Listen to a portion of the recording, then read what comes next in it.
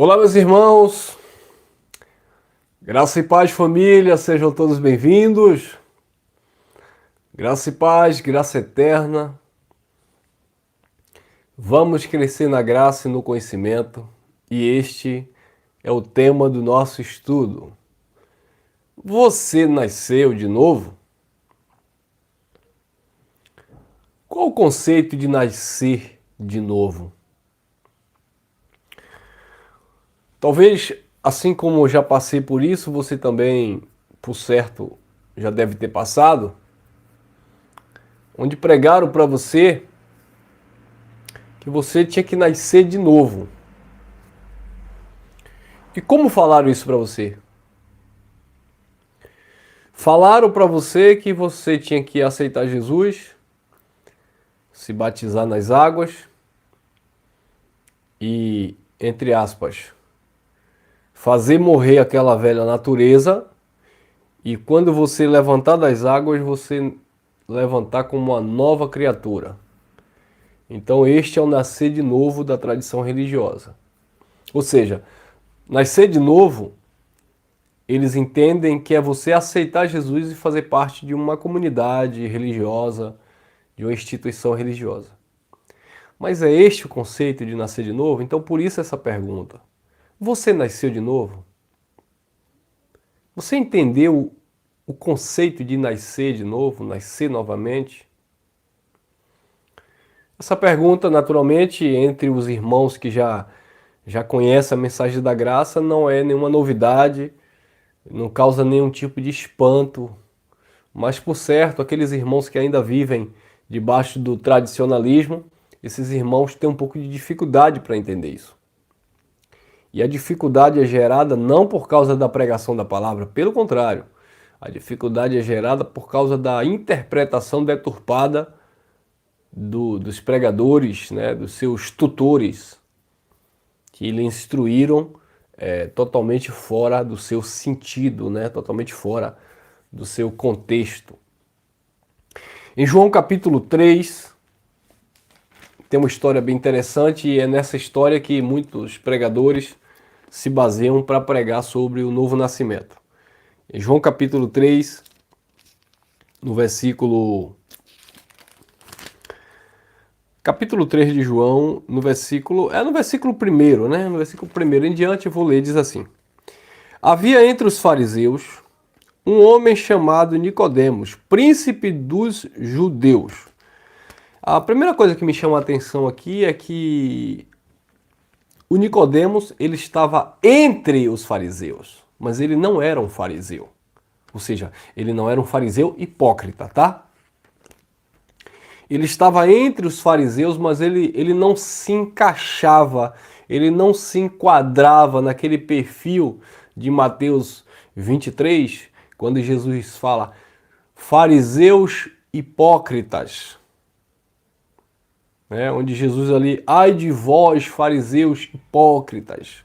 Então, Nicodemos não se encaixava naquele perfil, porque embora ele fosse um fariseu, havia um coração de Nicodemos, um coração aquebrantado, um coração de filho, um coração que desejava, que amava e procurava de alguma forma, mesmo com as suas limitações, obter a verdade.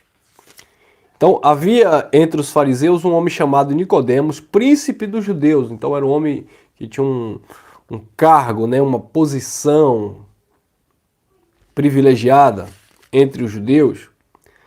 Versículo 2. E este foi ter com Jesus à noite e disse: Rabi, ou mestre, bem sabemos que é mestre vindo da parte de Deus, porque ninguém pode fazer os sinais que tu fazes se Deus não for com ele.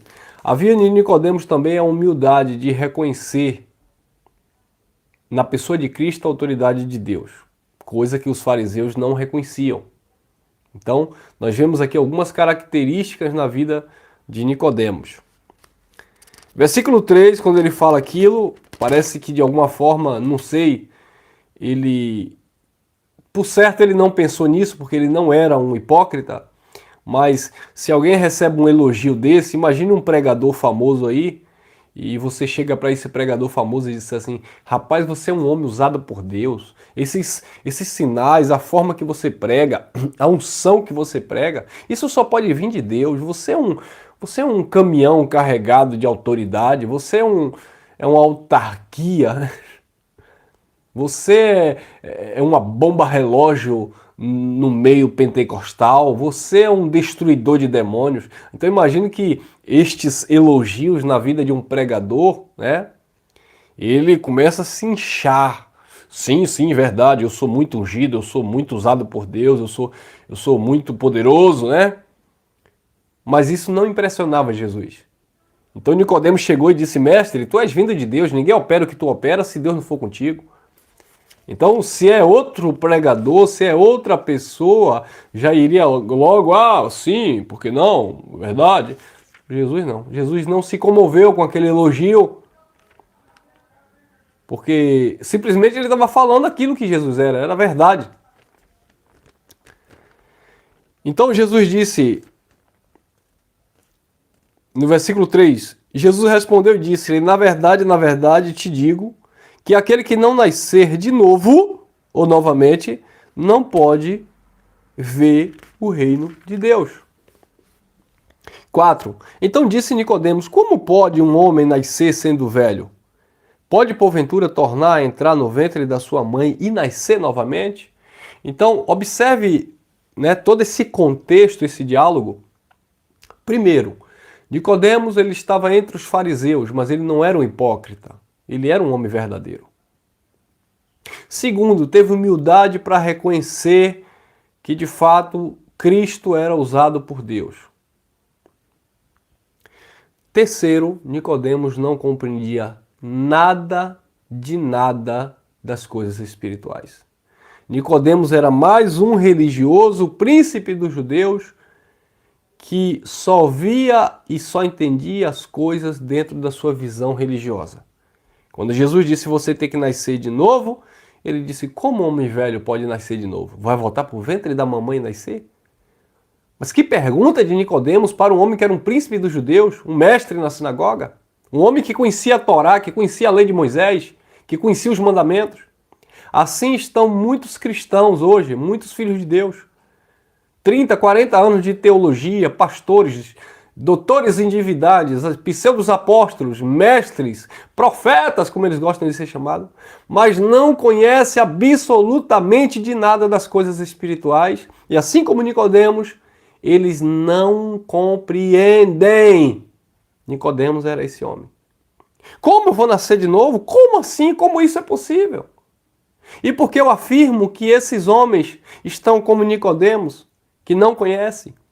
Porque a partir do momento que um pastor pega um pedaço de pão, levanta e ora e diz assim: esse é o corpo de Cristo, ele já caiu do cavalo. Ele já interpretou tudo ao pé da letra e ele não entendeu. Assim como Nicodemos disse: eu vou entrar no ventre da minha mãe e nascer novamente, assim estão os pastores, pregadores, pegando um pedaço de pão hoje, no século XXI, orando e dizendo que ali é o corpo de Cristo. E se você, um filho de Deus, não comer, não participar daquela ceia ali, daquele momento de comer um pedacinho de pão e beber um copinho de suco, esse suco bem ruim, esse suco que só faz mal à saúde, você não tem vida com Deus. Como em sua sã consciência eu vou atribuir uma comunhão com Deus através de um pedaço de pão físico, quando o reino de Deus, Romanos 14 e 17, não é comida, não é bebida, mas é paz, justiça e alegria no Espírito Santo. Então, assim como Nicodemos não entendia, assim estão muitos líderes religiosos não entendendo, querendo levar ao pé da letra um conceito que era um conceito espiritual. E aí Nicodemos: como? Vou nascer de novo? Versículo 5. Jesus respondeu e disse: na verdade te digo que aquele que não nascer da água e do Espírito não pode entrar no reino de Deus. Versículo 6. O que é nascido da carne é carne, o que é nascido do Espírito é Espírito. Não te maravilheis de ter dito isto, necessário vos é nascer de novo. Nicodemos tinha que nascer. Quem é carne, quem é Espírito. Você tem que nascer de novo. Nicodemos era carne. Porque Nicodemos entendia tudo segundo a carne. Segundo a carne aqui, segundo o ponto de vista da lei. Por isso que Paulo, falando em 2ª carta aos Coríntios, capítulo 5, versículo 16, Paulo falou para os coríntios, porque na primeira carta aos Coríntios, no capítulo 3, Paulo fala: leite vos dei de beber e não alimento sólido, visto que sois carnais. Como a igreja de Corinto era uma igreja carnal, ou seja, a igreja de Corinto olhava tudo segundo a carne, e Paulo disse: vocês não estão preparados para receber o alimento sólido, vocês não estão preparados para desfrutar do reino de Deus, porque vocês são carnais. Aí Paulo fala na 2ª carne 5,16, ele diz: a ninguém conheçamos segundo a carne, segundo o ponto de vista da lei. E ainda que tenhamos conhecido Cristo, segundo a carne, no cumprimento da lei, agora, na graça, depois da cruz, já não conhecemos deste modo. Quem está entendendo? Aí ele diz: a ninguém conheçamos segundo a carne, segundo a lei. Mas Nicodemos só conhecia segundo a carne. Os coríntios só conheciam Cristo segundo a carne. Aí Paulo disse: não é mais desse modo. Agora é segundo o Espírito. Os evangélicos, os religiosos, só conhecem Cristo segundo a carne. Tanto é que existem aí evangélicos que eles acreditam que Jesus, o Filho de Deus, é aquele homem loiro, bonito, dos olhos azuis, que tem aquela carinha lá inocente. Você acredita que tem gente que pensa que Jesus é aquele homem? Não apenas os nossos irmãos católicos, mas também os evangélicos. Por quê? Porque olham tudo no ponto de vista segundo a carne, segundo a religiosidade. Aí Jesus disse: você tem que nascer de novo, porque quem nasceu da carne é carne, não entende. Aí Paulo também fala em 1 Coríntios capítulo 2, versículo 14 em diante: o homem natural não conhece as coisas do Espírito, porque as coisas do Espírito se discernem espiritualmente. Mas aqueles que são espirituais discernem tudo muito bem, de ninguém ele é discernido. Por quê? Porque tem a mente de Cristo. A minha pergunta é: você nasceu de novo? Você tem certeza disso? Então, abençoado, Nicodemos precisava experimentar esse novo nascimento, que a tradição religiosa aplica o batismo das águas aqui nesse texto, mas não é. Aí Jesus disse: você tem que nascer da água, você tem que nascer do Espírito, é necessário nascer de novo.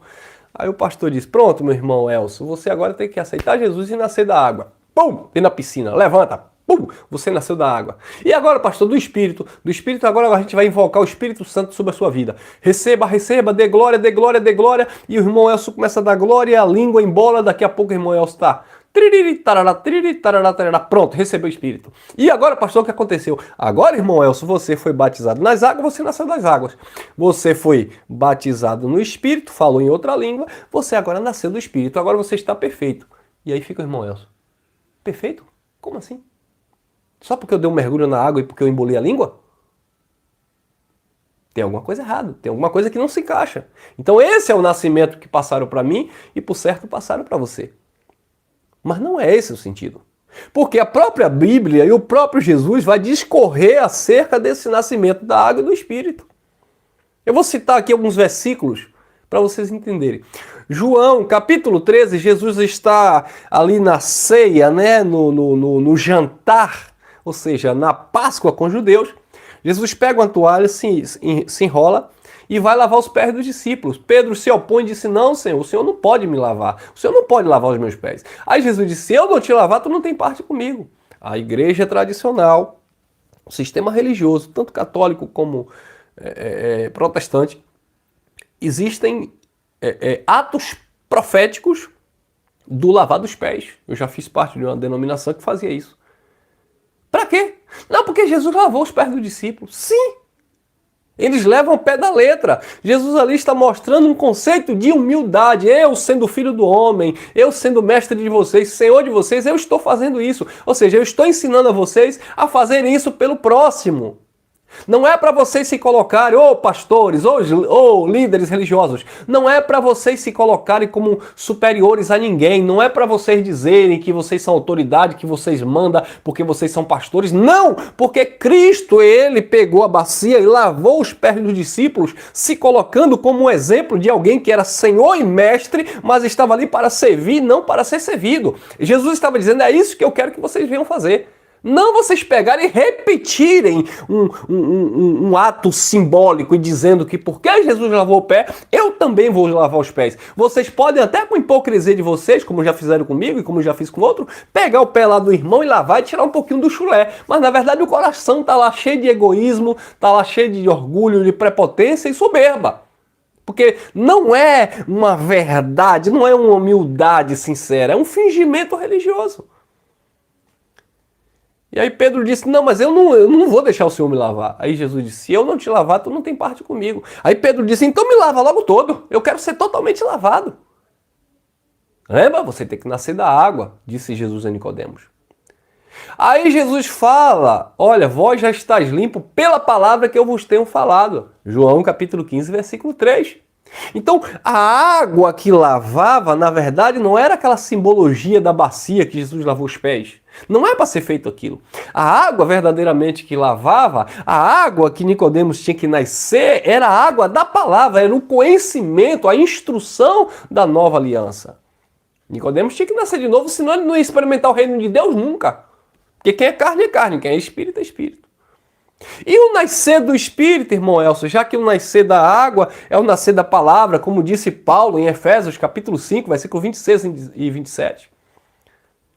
Quando Paulo disse que a igreja está perfeita, adornada, limpa, lavada com a água da palavra. Igreja imaculada, sem ruga, por quê? Porque essa igreja foi lavada com a água limpa da palavra. Como o apóstolo Paulo diz em Hebreus capítulo 10, versículo 22, que os corações agora tinham sido lavados com água limpa. O quê? Com a pregação da palavra.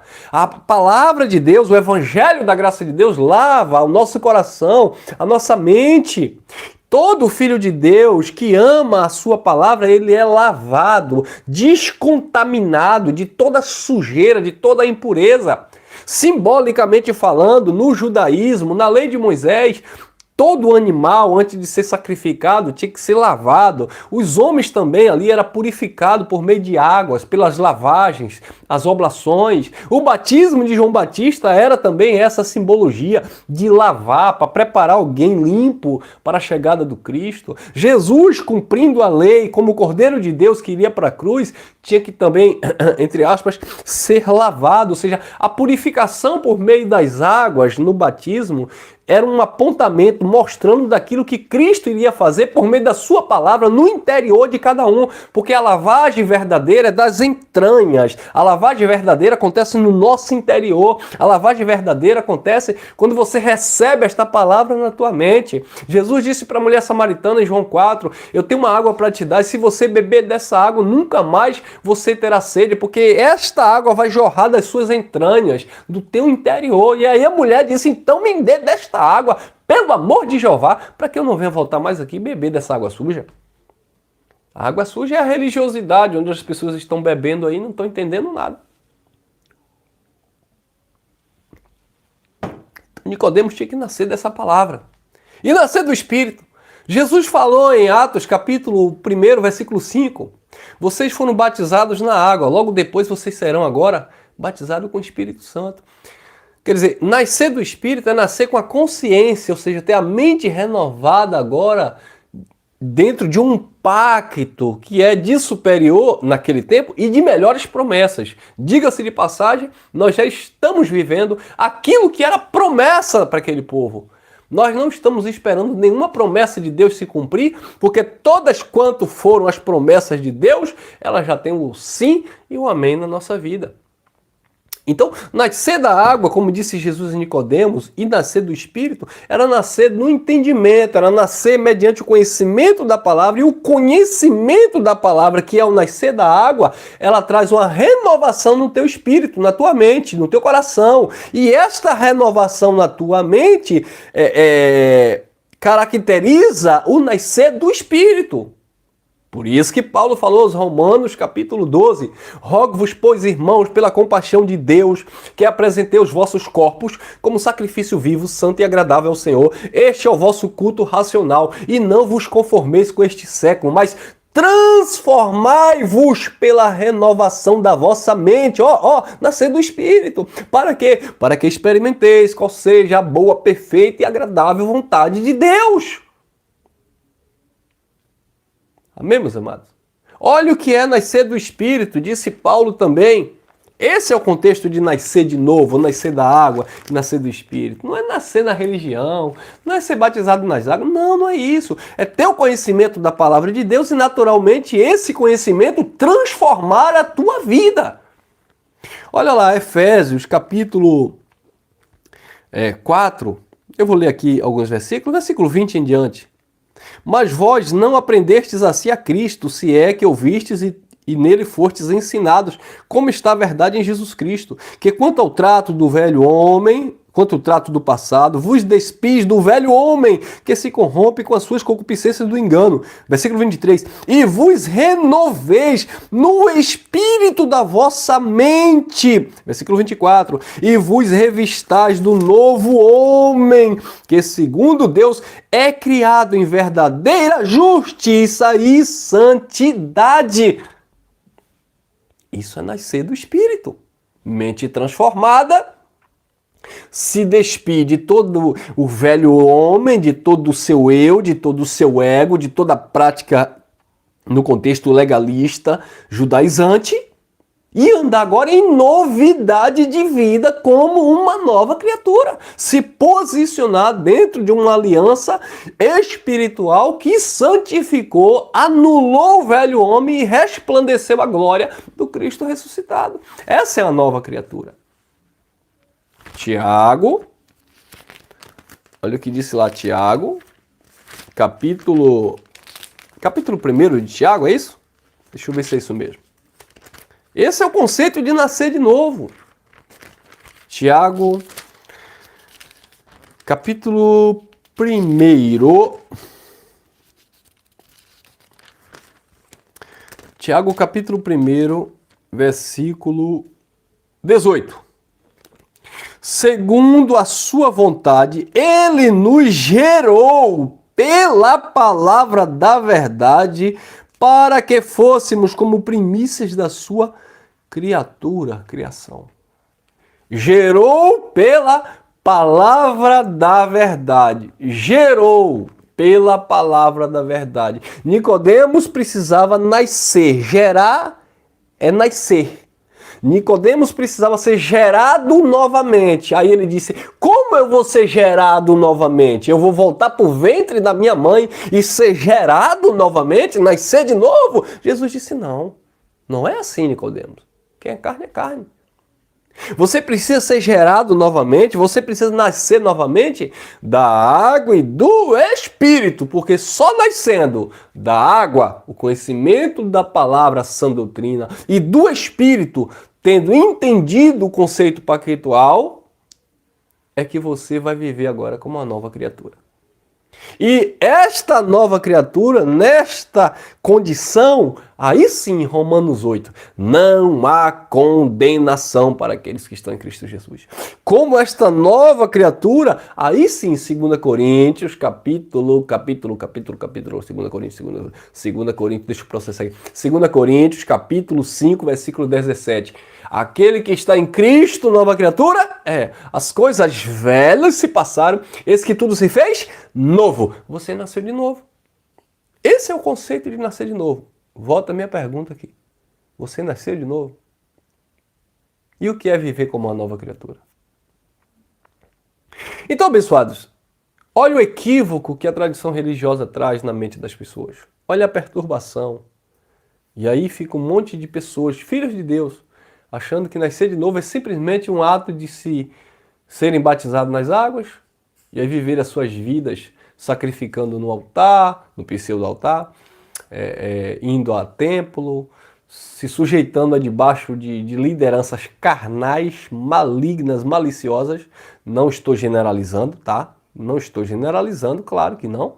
Até porque existem muitas pessoas do bem, muitos pastores são homens de Deus, sim, honestos, no sentido no que se propõem a fazer, eles tentam fazer bem feito, como disse Paulo aos Romanos 10, eles têm zelo de Deus, mas sem entendimento, tá bom? Então, não leve nada para o lado pessoal, tá bom?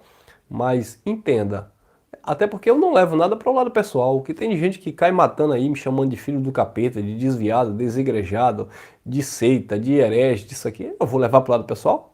Até alguns da minha própria família me têm como suspeito, né?